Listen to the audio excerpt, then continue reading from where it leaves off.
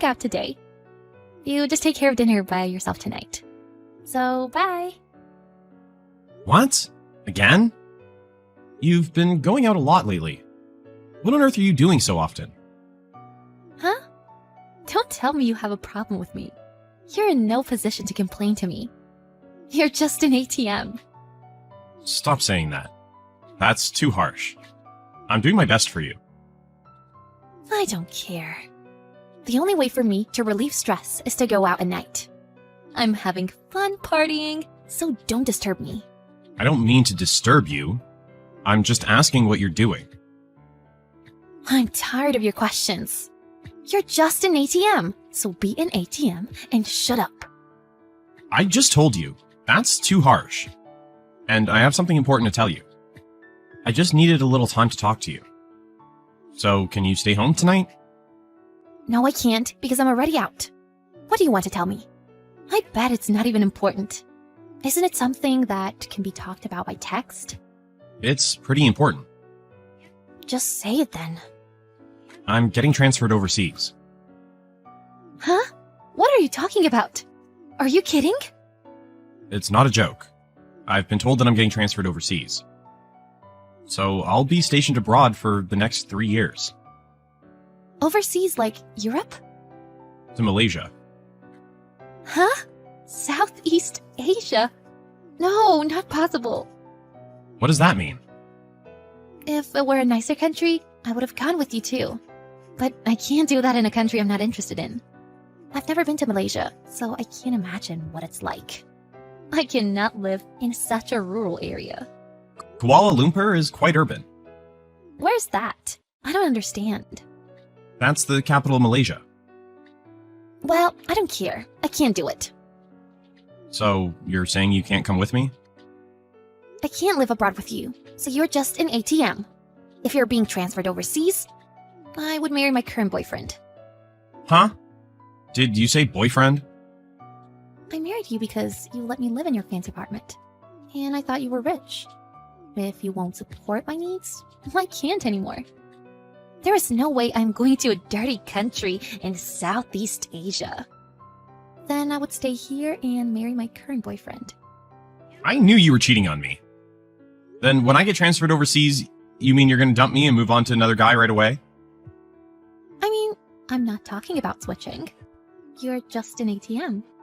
I only married you because of that. So if I can't live with your money, I don't need to be married to you. I'd rather have someone else. I can't live in a rural country. I was going to suggest you at least go there once and think about it. But if you're cheating on me, I'm done. We don't have children yet, so let's just get a divorce. I never intended to have children with you in the first place.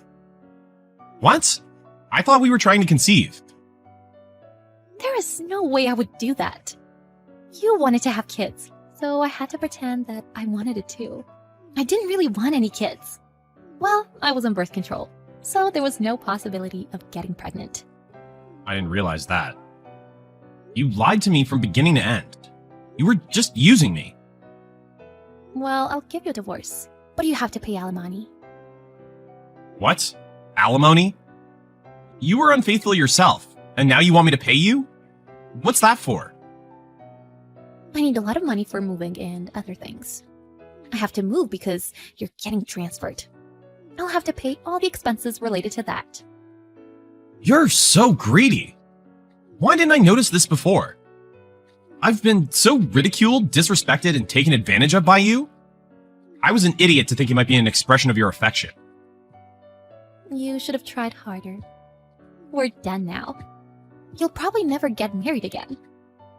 That's enough. If you're just being sarcastic, let's just call it quits. Are you seriously asking me to come with you overseas? Of course I'm divorcing you immediately. I see. Don't regret it later. Go on your own. Just because I transferred overseas, you instantly switched to another guy? I'm not going to deal with you anymore. That's my line. Thank you for all you have done. Don't contact me again. Goodbye. Hey Steve, how are you? It's been a while. I heard you had returned home. Can I come to see you? Huh? Who's this? Oh, why are you talking to me like that? I am your wife. I haven't heard from you in a while, so I guess you forgot about me. What are you talking about? You and I have been divorced for 3 years now. What's your intention?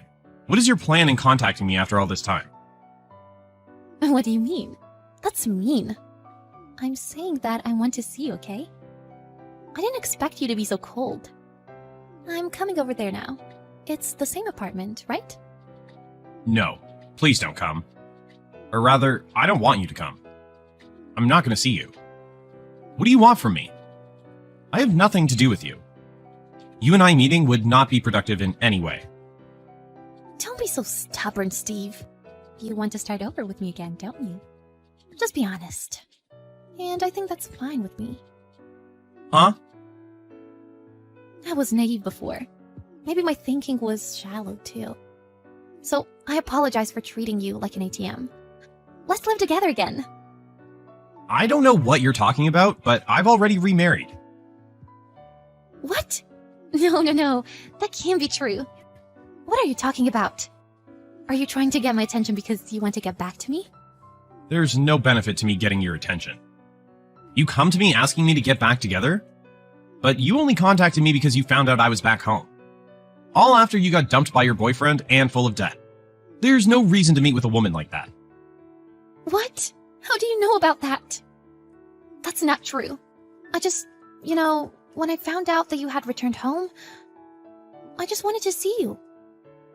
Well, thank you very much, but no thanks. Because I have nothing but regrets from being married to you. I was young too, so I chose my marriage partner based on looks. I thought if I gave you my all, you would love me. But as it turns out, you just ended up exploiting me. What? My time, my emotional stability, and my money. I've had enough of you. I wonder why I was with someone who would treat me like an ATM. I wasn't that bad. There were times when we got along well. I would love to live with you again. I regretted not following you overseas. I see. But it's too late now. You probably heard I was doing very well, didn't you? That's why you contacted me like this, right? That's not true. You didn't see the TV show, huh? You saw how I did so well in Malaysia. And I was promoted to branch manager, and then I went back to headquarters. I knew it. It was you on TV, wasn't it? I didn't know you were such a big deal. You're the branch manager. I got transferred to Malaysia for a promotion. You didn't ask me anything, so I didn't tell you. I was trying to tell you, though. You didn't even listen to me.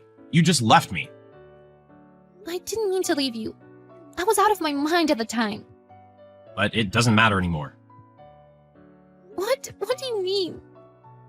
Because this kind of conversation is just a waste of time for me.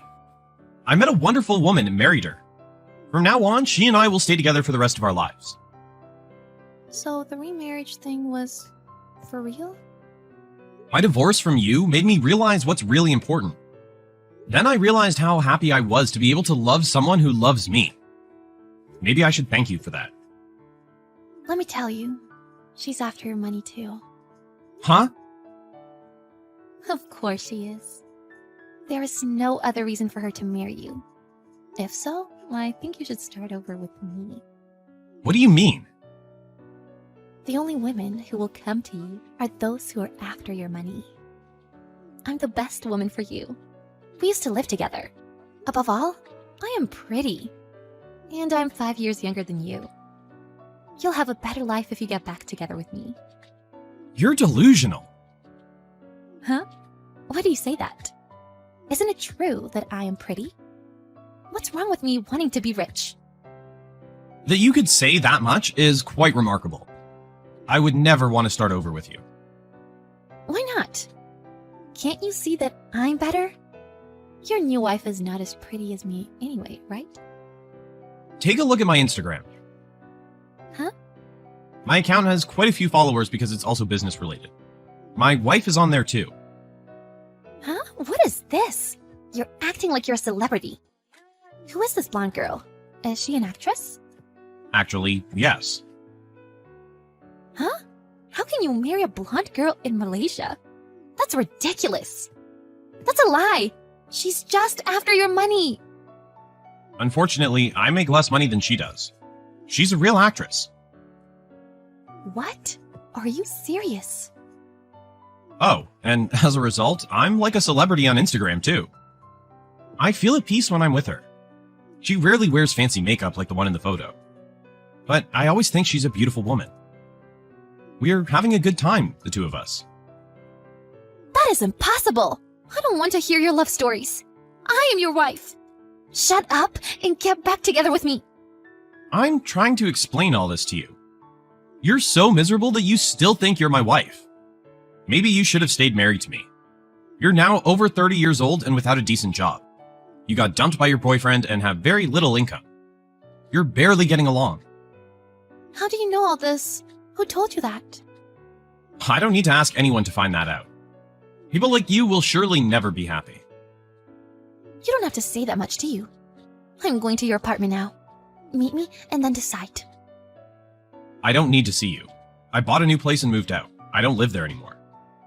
Sorry, but your life and mine will never overlap again. I'm sorry. I apologize for what I did 3 years ago. Please, forgive me. I'm not mad at you, but I'm not interested in you either. You have a life of your own. You should work on fixing your personality first.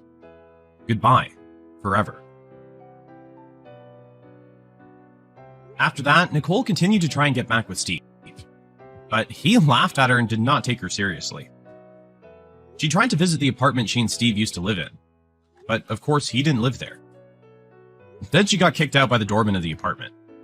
Eventually, she made so much trouble for them that security was called. In the end, she had to suffer a great deal of embarrassment there as well. After that, Nicole never saw Steve again. Eventually, she returned to her hometown and began helping her parents farm. Every time she sees Steve's Instagram and how he's successful, she regrets everything. Good morning. Is this Violet's mother? Yes, she's here.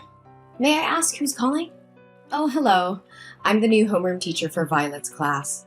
I'll be taking care of her class from now on since the former teacher will be going on maternity leave, starting tomorrow. Oh, hello. Yeah, I heard about this news a few days ago, but I didn't expect Susan to leave so soon.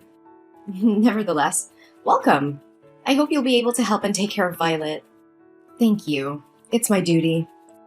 Actually, I wanted to talk to you today because I would like to invite you to a meeting with the other parents and me.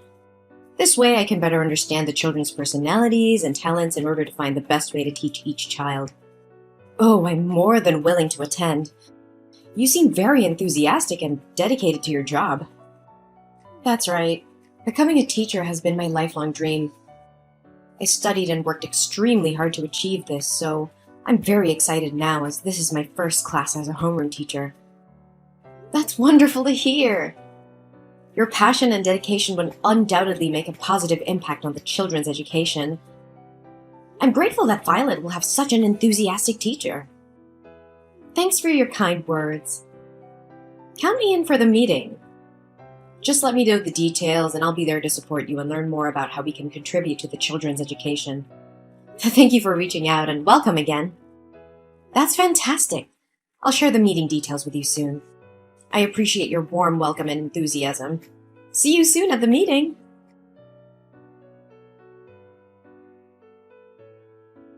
Wow, it's such a small world. I can't believe it's been 10 years since we last saw each other. You have no idea how sad I was when I heard you transferred schools. Why do you keep running away like a scared mouse, just like you did 10 years ago? What more do you want from me? I don't want to bring up the past again. I've tried to forgive you, so it's best if you don't mess with me. Forgive me?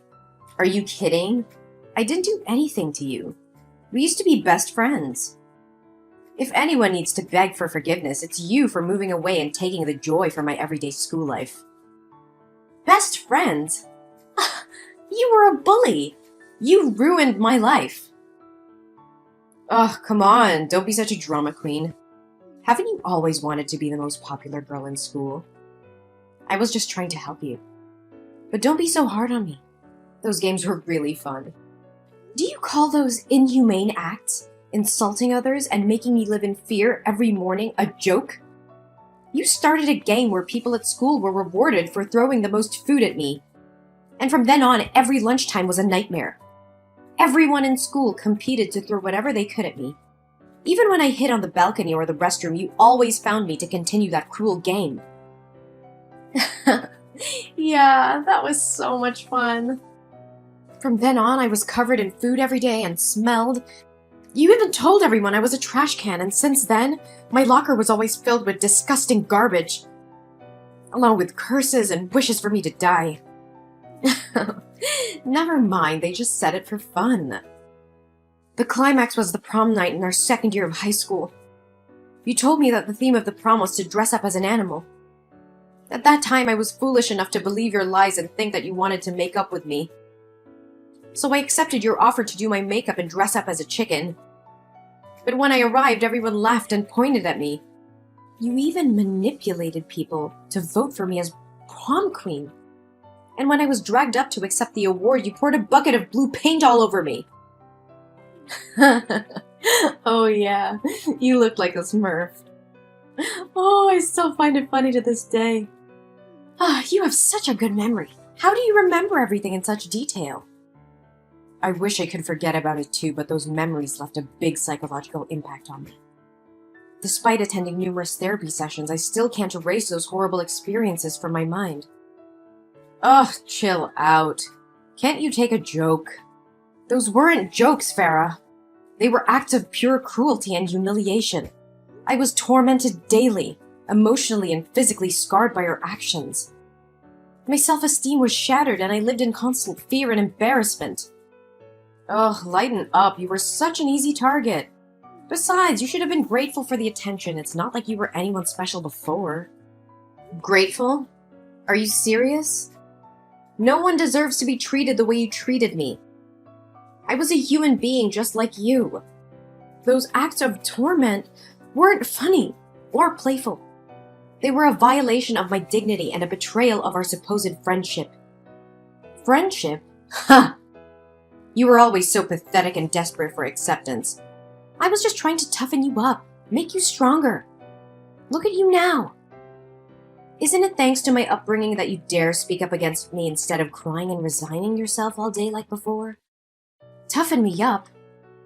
No, you were just a bully.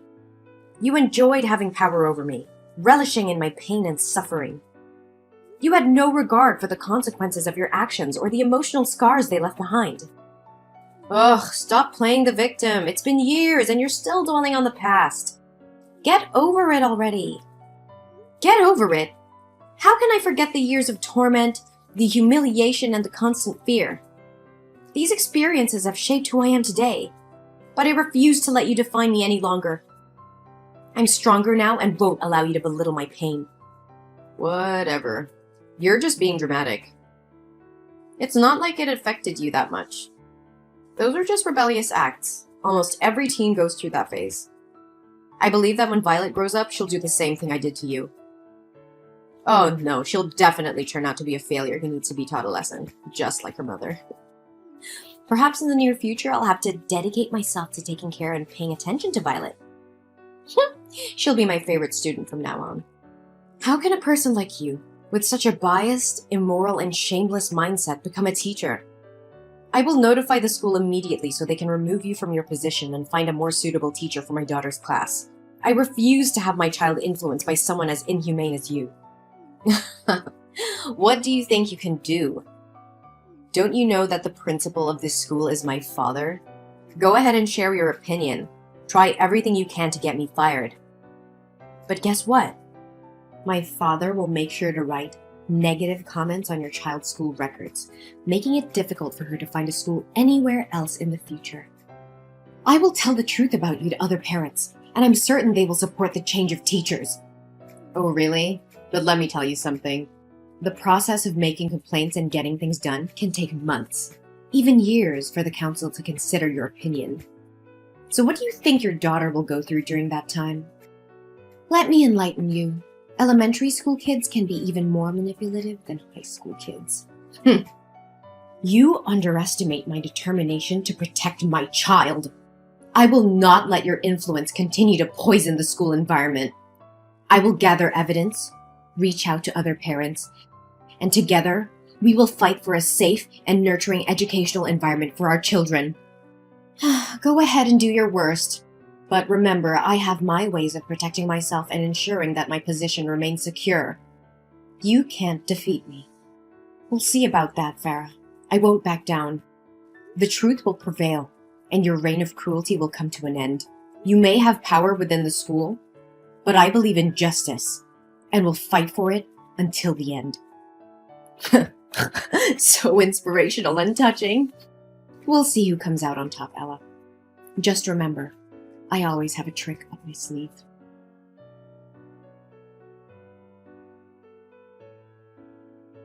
Hello, Jellyfish Mom. Today I have an announcement to make regarding your daughter's recent misconduct. As her homeroom teacher, I have taken disciplinary action in response to her poor behavior. And before you jump to conclusions, let me clarify that this has nothing to do with holding a grudge from the past or intentionally causing trouble with your daughter. This is simply a conversation between a teacher and a parent to inform you about incidents of cheating and stealing involving Violet and her classmates. What? What do you mean by poor behavior? Are you saying my daughter cheated on her exam and stole from her classmates? Yes, that's exactly what I mean. During a math test today, I noticed Violet looking at her classmates' papers and even exchanging answers with them. A math test? That can't be right. Violet excels in math. Last year, she even represented the school in an inter-school math competition. How can you be so sure that she hasn't neglected her studies this year? Perhaps she resorted to cheating out of fear of embarrassing her friends. Furthermore, today was Violet's day for classroom duty. When her classmates returned to the class after playing, many of them discovered that their belongings were missing. Crayons, hair bows, game consoles. They were all found in Violet's locker when we conducted a search. How is that possible? Something doesn't add up. I am confident that Violet would never steal from her friends. Someone must have framed her. Accept the truth. You have failed to raise your daughter properly. As an experienced teacher, I can clearly discern if a child is lying or not. Moreover, she has already confessed her mistakes in front of the class. What? Did Violet herself admit to cheating and stealing? Yes, indeed. Although I had to use a professional method as a teacher to get Violet to admit her mistakes. What do you mean by professional method? Well, as an expert in educating children, I know which methods work best. In this case, a light spanking with a ruler was employed. I can assure you that I have used this approach with hundreds of students before. What? Did you physically punish my daughter? How dare you take such action without certainty that she committed those acts? You coerced and assaulted her just to force her into admitting fault? And you still call yourself a teacher? Oh, please, she simply needed to face the consequences of her actions. By the way, I'm disciplining Violet, so she'll be returning home 2 hours later than usual today. I have lesson plans to work on for tomorrow, so I won't be able to continue this conversation with you. No, you're not going anywhere until you clearly explain what punishment you're referring to. What have you done to my daughter? Oh, don't worry, you'll find out soon enough once she arrives home. Today I decided to test out a new punishment method, and your daughter was the first one to experience it. She'll be so grateful to me for a refreshing summer look. What on earth are you talking about? Oh, just relax, it's no big deal. Today was career day at school, and my class happened to open a salon shop. So I made a small adjustment to Violet's hair. Even though she looked pretty with her hair tied on both sides, she looked even prettier with her new hairstyle I created. What? How dare you touch my daughter's beautiful hair? Did you cut off those 2 braids? Oh, you silly person, of course not. I wouldn't be so heartless. Short hair wouldn't suit her face. Instead, I shaved her head in front of the entire class. I simply used her as an example to teach and warn other students never to make the same mistake as your daughter. It's quite an effective method of education. I swear to God, you're going to pay for this. You've gone too far, Farah. I won't let you get away with this. Oh yeah? I'm not too worried. If I didn't go this far, she'd never learn her lesson. Don't you know that when parents coddle their children, they grow up to be losers? I'm just doing what I'm supposed to do. You should be thanking me. What kind of teacher? No, what kind of person would do this? You have crossed all boundaries. It's not your place to physically and emotionally harm my daughter. You have abused your authority as a teacher. Oh, please, don't be so dramatic. It was just a harmless punishment. Her hair will grow back soon. Harming my daughter physically and emotionally is not harmless. You have no right to punish and abuse students like that. Even if she had committed a serious offense, you should have contacted me as her parent to discuss it. Not subject her to torture like this! Oh, come on, it's my class, my rules, okay? Besides, in addition to correcting your daughter's behavior, I saved you some money on shampoo and water bills. Isn't that great? I can't believe you would stoop so low, Farah. You're supposed to be a teacher, someone who nurtures and guides young minds, not someone who inflicts pain and humiliation on innocent children. How can you live with yourself? Ugh, spare me the melodrama. You act as if I've committed some heinous crime. It was just a little punishment, a teaching moment for your daughter. It was not just a little punishment. You violated my daughter's trust, her sense of security. You took away her dignity and happiness. How could you be so heartless? Heartless? I did what needed to be done to discipline her. She needed to learn a lesson. Besides, it's not like she's the first student I've punished this way. I will report your behavior to the school administration and the appropriate authorities. You will pay for what you've done. Oh, please. Your little crusade won't amount to anything. I've seen parents like you come and go, making empty threats. I've dealt with worse than you. You may have dealt with others, but you've never faced someone like me. I will expose your true nature and ensure you are stripped of your position as a teacher. No child should ever suffer under your twisted idea of education. You're delusional if you think you can bring me down. Your daughter will be the one to pay for your foolish defiance. That doesn't make it right. You have no right to play with my daughter's emotions and physically alter her appearance without consent. Your actions are cruel and unforgivable. Well, maybe you should have taught your daughter better. Maybe if she had behaved, you wouldn't have ended up like this. Once again, I can't believe you would sink so low. How dare you intentionally harm my daughter in such a despicable manner? What the hell are you going on about? It's just my responsibility as a teacher. Oh, so it was your responsibility to fabricate a cheat sheet, then purposefully approach my daughter's desk during the math test, dropping it near her feet and pretending it was innocent? Did that answer magically appear in her pocket too? And let's not forget your responsibility to rummage through other students' belongings, hide their items in my daughter's locker, and play innocent while they search for their possessions.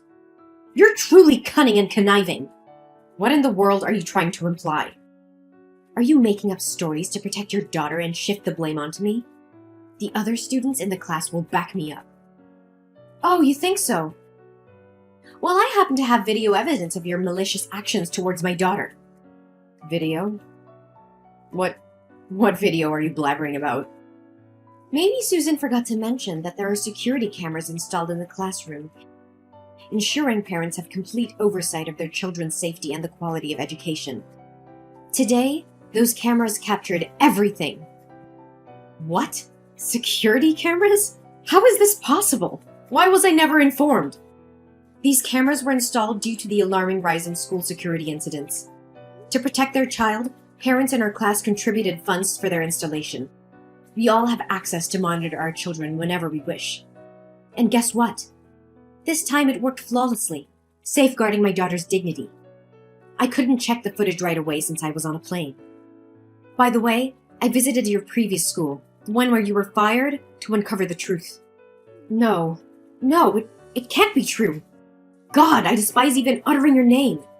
Did you know you don't even have an education degree or teaching certification? They informed me that you were terminated because they discovered your secret and your extreme misconduct towards the students. So what? What can you possibly do? Even if you brandish that absurd evidence to intimidate me, I won't be afraid. My father will do whatever it takes to keep this under wraps. I won't bother reporting this to the school administration.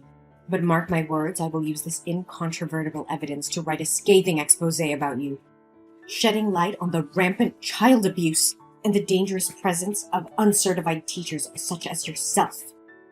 You think writing for a newspaper will make a difference? Huh, that's a pathetic joke. Do you honestly believe any journalist will pay attention to your fanciful tale? Well, I can't speak for all journalists, but I will. And not just any journalist. I am the chief editor of the New York Times education column. Prepare to face the consequences of your actions. Ugh, please, you're just bluffing. You really think I won't follow through with my words, don't you? You underestimate my determination to protect my daughter and ensure justice is served. I have evidence that will expose your misconduct and abuse of authority. The world will know what kind of teacher you truly are. Evidence or not, no one will care about your little vendetta. You're just a desperate parent trying to make a scene. You may think so, but you're gravely mistaken. I've contacted the local news outlets and they're interested in investigating this matter further. They understand the importance of protecting students from abusive educators like you. Local news? That's all you could manage? They won't have the reach or influence to make a significant impact. That's not all. I may have started with local news, but I won't stop there. I will reach out to national and international media, sharing the evidence of your deplorable actions. I will make sure every parent, every educator, and every responsible citizen knows what you have done. You can try, but I have powerful connections that will protect me. No one can touch me. Connections may shield you temporarily, but they won't save you from the relentless pursuit of truth. The public will demand answers, and those connections will crumble when faced with undeniable evidence. You will be held accountable for your actions. This can't be happening. You can't ruin my career like this. You ruined your own career with your unethical behavior. I'm merely shining a light on the truth. You have no one to blame but yourself. Please, Ella, I beg you, don't go through with this. I made a terrible mistake, and I deeply regret my actions. I never meant to harm your daughter or any other student. I was just frustrated and lost sight of my responsibilities as a teacher. I'm truly sorry for the pain I've caused. Ella, are you listening to me? Ella, come back here! How dare you block me? Ella!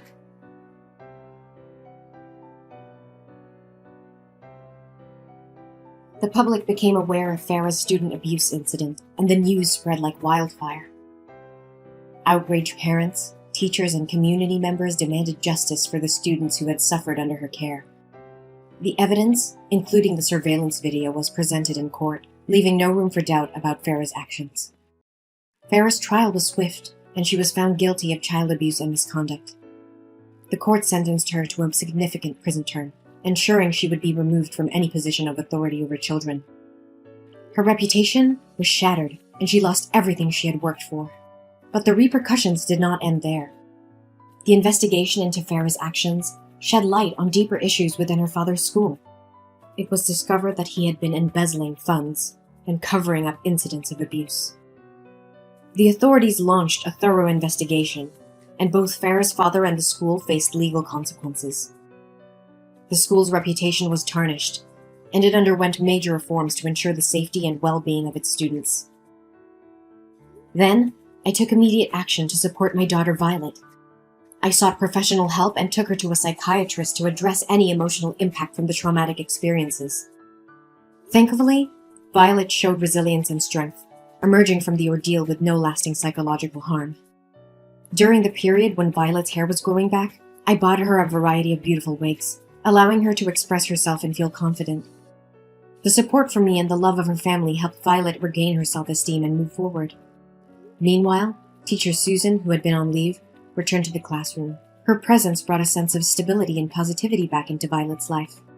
With a nurturing and supportive teacher, Violet thrived academically and emotionally, embracing her love for learning and her classmates.